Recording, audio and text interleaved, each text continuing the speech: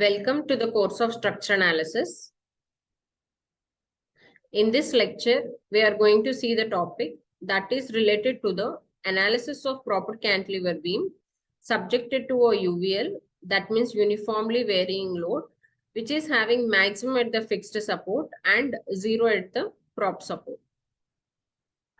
Coming to the question, determine the reaction components for the proper cantilever beam subjected to uniformly varying load as shown in figure. Draw shear force and bending moment diagrams. Coming to the figure, so this is an AB which is having a span of length L, and for this A support is a fixed support and B support is a roller support, and here the load is uniformly varying from W kilonewton per meter, which is at the fixed support, that is maximum load, and from A support to B support, it is uniformly varying. That means at A, you are having a maximum load of W kilonewton per meter, and at the B support, you are having a 0. So it is varying like W to 0. So for this beam, you are going to analyze first and then find out the reactions. After determining the reactions, with the help of the reactions and all, you are going to draw the shear force and bending moment diagrams. So before that, first you are going to find the degree of static indeterminacy. So as we know that A support is a fixed support, here you are having three reactions. So one is horizontal reaction HA, another is vertical reaction RA, and another is moment MA. And at the B support, as it is a roller support, you are having only a vertical reaction, that is RB. So therefore, total number of reactions here are 4. We have number of static equilibrium conditions to be 3 in 2 dimension. That is sigma fx, sigma fy, and moment about xy is 0. Therefore, the total degree of static indeterminacy is 4 minus 3, that is 1. Now you have to balance your forces. So by considering sigma fx is 0, that is summation of your horizontal forces. As you can see that there is no external horizontally applied load in this beam, on this beam. Therefore, HA will be equal to 0. And similar way, sigma Fy equal to 0. That means the total load, external load coming onto the beam will be equal to the opposing reactions at A and B supports, that is RA and RB. Since you are having, it is a uniformly varying load, so the total load will be equal to area of this triangular pattern. So the area of this triangle is half into the load here is W into the span here is length. So half W into L, that is WL by 2. Therefore, the total load will be equal to WL by 2. Therefore, RA plus RB will be equal to WL by 2. So this is an equation we are getting from sigma Fy equal to 0. Coming to the next one. Here you are going to choose the redundant force or redundant reaction also you can say. So as we know that this is a given beam, proper cantilever beam, which is having a uniformly varying load. So now this proper cantilever beam is assumed to be consist of 2 parts. So first part is nothing but a simple cantilever beam. You can see here, this is a simple cantilever beam, which is carrying a uniformly varying load only. So here I am removing the roller support. So this is a basic cantilever beam with a UVL. And next is you are going to have another cantilever beam which is having a reaction RB at the B support. Instead of this prop, I am inducing a RB reaction at this B support. Therefore, by superimposing these two things, we are going to get the proper cantilever beam. Here we can say that vertical RB is treated as a redundant force. So we are going to find out the RB first, then we are going to find out the RA reaction, then finally moment you are going to find out at the A support. Coming to the next slide. So what we are going to do is, in this slide we are going to calculate the reactions. So to calculate the reactions, what I am going to take is, I am going to balance the deflection at this end point, that is B support. So as we know that we have considered this entire proper cantilever beam into two parts. One is simple cantilever with the UVL and another is a cantilever with the upward reaction. So therefore, due to this UVL, so we are going to have a downward deflection, and due to this reaction RB, you are going to have a upward deflection. Therefore, the net deflection at this point is considered as a 0. So this is a consistency condition we are taking. So you can see this figure. So this is a cantilever beam first part. So for this cantilever beam with an external load that is applied W kilonewton per meter. So here the deflection will be in the downward direction. So the deflection at this B is given by delta B, that is WL power 4 by 30 EI. So these all derivations have been done in the deflection of beams for a cantilever beam. This is a formula for finding out the deflection when we are having a UVL load. So then the deflection is given by WL power 4 by 30 EI. After writing this, again we have another beam, that is a cantilever beam. This is a second part, which is having a upward reaction at this B support. So due to this upward reaction, we are having a upward deflection at this B support due to this RB. And this is given by RB into L cube by 3EI. So this is an upward deflection. Therefore, the net deflection at this point will be equal to 0. That means as there is no external settlement has been occurred in this support, therefore I am considering the net deflection to be 0. Now we are equating this downward deflection to the upward deflection, that is consistency condition. So this is the condition. Net means by adding these two, you are going to get 0. So as they are in the opposite sign convention, I am equating. So now by solving this, I am getting RB as WL by 10. And by using this RA plus RB is equal to total load, that is WL by 2. I am getting RA as 2WL by 5. So these are the reactions we calculated RA and RB. In the next one, we are going to calculate the momentum. So after getting the reactions RA and RB, I am going to consider moment at B is equal to 0. So by considering moment at B equal to 0, so I am having RA and this external load as well as this momentum. Therefore, I am writing minus MA, which is in the anti-clockwise direction, and then RA into L, which is in the clockwise direction, and minus this external load into this centroidal distance. So the external load here is total area of this triangle, that is half into W into L. So this is half into W into L. And the CG distance about this B point will be equal to 2L by 3. So that is 2L by 3. So by substituting RA value and simplifying the above equation, we are getting MA as WL square by 15. So we got the positive value. That means that whatever the sign convention we are considering for MA, it is correct. So this sign convention is nothing but a hogging momentum. So the direction we are considering it like this, and we are considering the moment as in the positive value only, but the moment here is hogging moment. So the direction here, it is important. This is how we are going to find out the momentum. So after calculating the moment,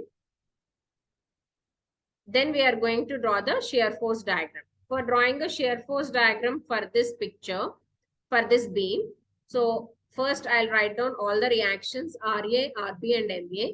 So RA and RB are in vertically upward and MA is in the hogging direction. So then I'm going to take the section from B support. Therefore, I'm considering X is equal to 0 at B support. And similarly, X is equal to L at the A support. So the limits are from 0 to L. Here I am going to take the section XX, so which is at a distance of X from the B support. So the intensity of the load, I have to write it here. Why? Because here X is equal to 0 at B, and whereas X is equal to L, I am having a W kilonewton per meter. So at X is equal to distance, what is the intensity of the load? So W load is there for L distance. Then what is the load that is there for this X distance? So by considering similar triangles, I'm getting it is Wx by L. So this ordinate is Wx by L. So when you consider x as 0, so the load here is 0. When I consider x as L, the load here is W. Therefore, the varying load is Wx by L with respect to the x distance. So this is an intensity of the load. Now I'm going to write the shear force at a section XX. Before writing this, we are going to see the sign convention. So towards the section, if on the left hand side or on the right hand side, if the shear force is in the clockwise direction towards the section, then I'm considering the shear to be a positive shear. When towards the section, if I'm getting a anti-clockwise direction, then the shear is considered to be a negative shear. So this is a sign convention we are following. Now I'm writing a shear force equation. So here RB is in anti-clockwise direction, therefore minus RB, and this load is in the clockwise direction towards the section. Therefore, the area of this load is half into Wx by L into x. So this is the total load that is acting here. So for the limit 0 to L. So when I substitute x is equal to 0, I am getting shear force at B as minus WL by 10. And when I substitute x is equal to L, I am getting the shear force to be 2WL by 5, which is a positive value at A support. So this is a shear force at x is equal to 0, and this is shear force at x is equal to L. So after getting these values, we are going to plot the, we are going to find where the shear force is equal to 0. Why? Because here the shear force is changing from negative to positive. So at some point it is equal to 0. So now I am equating this shear force equation to be 0. Therefore, I am getting x is equal to L by root 5, where we are going to get shear force to be 0 from the B support. Now drawing a shear force diagram. So this is AB support. So at B support, we are having WL by 10, which is in the negative value. And at the A support, I am having a positive value of 2WL by 5. That is a positive value. Since it is uniformly varying load, and at some x is equal to L by root 5, I am getting the shear force to be 0. So as it is varying, so it will be in the curve shape. So this is how you are going to have the shear force diagram. So we are having at B negative shear force, at A it is a positive shear force, and from B x is equal to L by root 5, I am getting a shear force to be 0. So this is how you are going to draw the shear force diagram. Coming to the next slide, we are going to draw the bending moment diagram. So same way, I am going to consider this proper cantilever beam. So for this proper cantilever beam, so these are the reactions and the moments. Now I am going to take the limits to be x is equal to 0 to x is equal to L. And here it is a section I am considering. So this is a section X. And the intensity of the load here is Wx by L for this section. Now I am going to write bending moment at XX section. So this XX section. For that we are going to we are going to see the sign convention now. So the sign convention here is when we cut a section at this point, the arrows heading towards the section upward, then it is a sagging moment. For sagging moment towards left, it is in the clockwise direction. Towards right, it is in the anti-clockwise direction. But the arrow here should be heading upwards towards the section. Similar way, when we cut a section, if the arrow is heading downwards towards the section, then the moment here we are going to consider it to be a hogging moment, and the moment is negative moment. So here also left hand side we are having a clockwise moment, and right hand side we are having, left hand side we are having an anti-clockwise moment, and right hand side we are having a clockwise moment. Now when we write a bending moment at this section, so RB here I am having it in a upward arrow, and arrow is heading towards the section in upward direction. So that means it is positive. So RB into X, and this arrow is heading downwards. That means it is the negative of this area. So negative of this area is minus half into, this is Wx by L as I wrote here, Wx by L into x. So this is the area, and the CG distance here is the 2x by 3 from this B support. So that is 2x by 3. And the limit here is 0 to L limit. Now, when I substitute x is equal to 0, I am getting bending moment as 0 at this B support. And when I am substituting x is equal to L, I am getting the moment to be WL square by 15, which is the negative value. So that is your x is equal to L portion. So this is a bending moment at x is equal to 0 and x is equal to L. So after finding the bending moment, then what we are going to do is same, we have to consider the same sections and all. And this is the same sign convention we'll follow. What we are going to do is we are going to find maximum bending moment. So maximum bending moment is going to occur where you are going to have the shear force to be 0. So the shear force has been 0 at x is equal to L by root 5 in the previous slide, as from the previous slide. So when we substitute at x is equal to L by root 5, I am going to get maximum bending moment to be WL square by 15 root 5, which is a positive value. Now, as we know that maximum bending moment is positive, and at A I am getting a negative moment. So at some portion, I am getting the bending moment to be 0. So as the sign convention has been changed. So now I am equating the bending moment equation to be 0. Therefore, I am getting x value as 0.775 L. So at x is equal to 0.775 L, I am having the bending moment to be 0. So after getting all these values of the bending moment, we are going to plot the bending moment diagram. So this is a AB beam. So for this, at B, I am getting a bending moment to be 0. At A, I am getting a bending moment to be a negative value of WL square by 15.